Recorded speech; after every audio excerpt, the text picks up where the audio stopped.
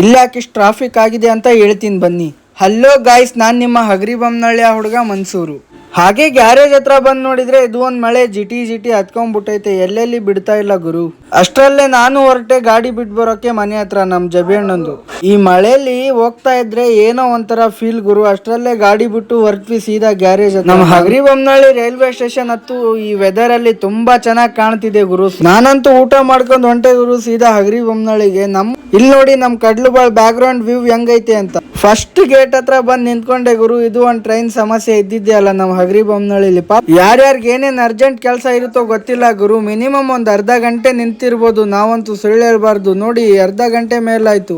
Crossing ಇತ್ತಂತ ಅದಕ್ಕೆ train ಬರೋದ್ ಕೂಡ ಲೇಟ್ ಆಯ್ತು ಗುರು ಸ್ವಲ್ಪ. ಇಲ್ಲಿ ಮುಂದ್ ಬಂದ್ ನೋಡಿದ್ರೆ ನೋಡಿ ಎಷ್ಟು ಸಾಲಕ್ ನಿಂತ. ಕ್ರಾಸಿಂಗ್ ಇರೋದ್ರಿಂದ ಎಲ್ಲಾರ್ಗು ಕಷ್ಟ ಗುರು ತುಂಬಾ. ಸೀದಾ ಬಂದೆ ಗುರು ನಾನು ನೀವು ವ್ಲಾಗರ್ ಹತ್ರ, ಯಾಕಂದ್ರೆ ಈತು ವ್ಲಾಗ್ ಸ್ಟಾರ್ಟ್ ಮಾಡ್ತಿದ್ದಾನಂತೆ. ಅದಕ್ಕೆ ಸೀದಾ ಅಂಗಡಿ ಹತ್ರ ಬಂದ್ ನೋಡಿದ್ರೆ ನಮ್ಮ ಮಾವ ಕೆಂಪೇಗೌಡ ಆಗಿ ಬಂದಿದ್ದ ಗುರು. ನೋಡಿ ಮೀಸೆ ಹೆಂಗ್ ತಿರುಗಿಸ್ತವನಂತ.